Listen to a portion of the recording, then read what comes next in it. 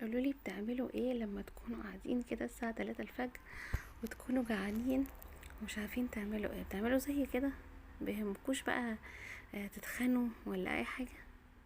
بصوا دي بطاطا عندي. كانت في صينية يعني، وانا هبقى هنزل لكم طريقة البطاطا الصينية في يوم يعني. فدول كانوا تقريبا كان قطعتين ونص متبقيين، فانا يعني مش قادرة والله، كنت جعانة جدا.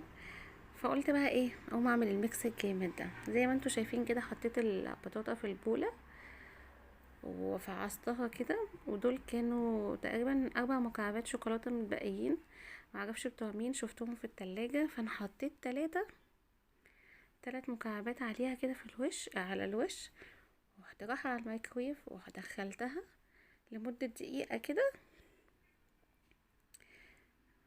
اوعى يعني، انا ما اقدرش اقعد ساكتة والله، مش هنام احسن لي. الشوكولاتة بقى بصوا ساحت، والشوكولاتة ساحت ساحت بقى على الوش زي ما انتوا شايفين كده. فبقالي ايه، مكعب شوكولاتة واحد اللي هو معرفش هو بتاع مين، ورحت حطاه على الوش كده.